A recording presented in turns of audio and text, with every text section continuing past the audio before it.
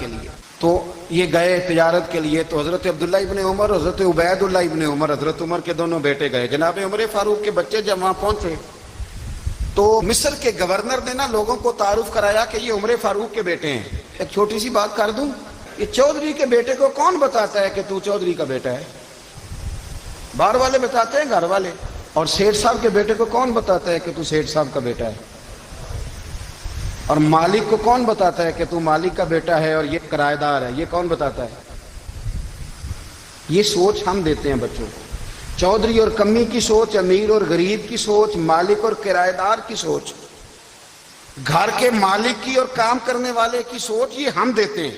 یاد رکھنا، یہ ہم دیتے ہیں، یہ ہمارا مزاج ہے، یہ باہر سے نہیں آتی۔ تو کوئی شہزادہ ہے، تو سیٹھ ہے، تو نواب ہے، یہ سوچ باہر سے نہیں آتی۔ یہ اماں سوچ دیتی ہے، اماں، یہ ابا سوچ دیتا ہے۔ اور پھر جب تباہی اترتی ہے تو اس کے ذمہ دار بھی باہر والے نہیں ہوتے، گھر والے ہوتے ہیں، گھر والے۔ ہمارے بچوں کی طبیعتوں پر زیادہ نقش باہر والوں کا نہیں ہوتا، گھر والوں کا ہوتا ہے، یاد رکھیے گا۔ حضرت عمر فاروق رضی اللہ، بچے ہیں، شہزادے ہیں، وہ کاروبار کرنے گئے اور وہاں بتایا گورنر صاحب نے کہ یہ فاروق اعظم کے بچے ہیں، امیر المومنین کے۔ لوگوں نے ان سے زیادہ مال خریدا، تجارت میں زیادہ نفع ہوا۔ ظاہر ہے کہ وہ آپ کے جو اللہ خیر کرے حکمران ہیں، ان کے کاروبار کتنے ملکوں میں ہیں، کس بنیاد پر ہیں؟ وہ صرف اس بنیاد پر کہ وہ حکمران رہے، ان کے لیے آسان تھا بڑے لوگوں سے تعلقات بنانا۔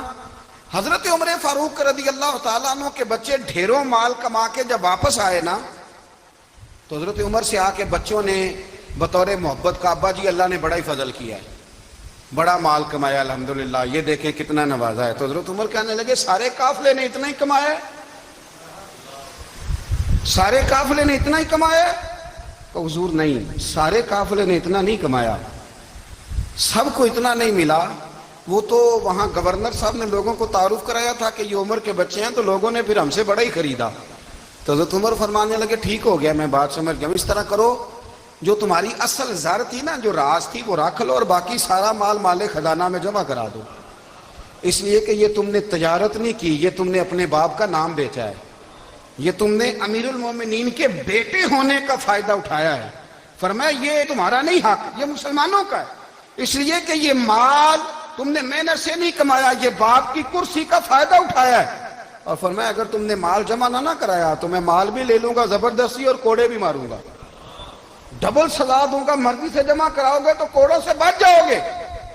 بڑے بیٹے نے تو جمع کرا دیا، تو چھوٹا تھوڑا پریشان ہوا، تو حضرت عبداللہ ابن عمر چھوٹے بھائی کا ماتھا چوم کے کہنے لگے بیٹے چپ کر کے جمع کرا، یہاں بھی فخر کر کے ہم عمر کے بیٹے ہیں، اور قیامت میں بھی فخر کریں گے کہ ہم فاروق اعظم کے بیٹے ہیں۔ یہاں بھی ناز کریں گے اور وہاں بھی ناز کریں گے کہ عمر کے بچے ہیں۔ ہمارے باپ نے خود بھی حلال ہی کھایا ہے، اور جب ہماری کمانے کی باری آئی ہے تو ہمیں حکم بھی حلال کھانے کا دیا۔ بھائی ہمارا مزاج نہیں۔ بچہ جب لے کے آتا ہے 2 لاکھ روپیہ تو کبھی پوچھے کہاں سے آیا ہے؟ جب وہ پہلے دن غلط دوستوں کے پاس جا کے بیٹھتا ہے تو کبھی نکالا گھر سے اسے؟ یہ بہت سارے خمیازے ہمیں اس لیے بھگتنے پڑتے ہیں کہ ہم ابتدا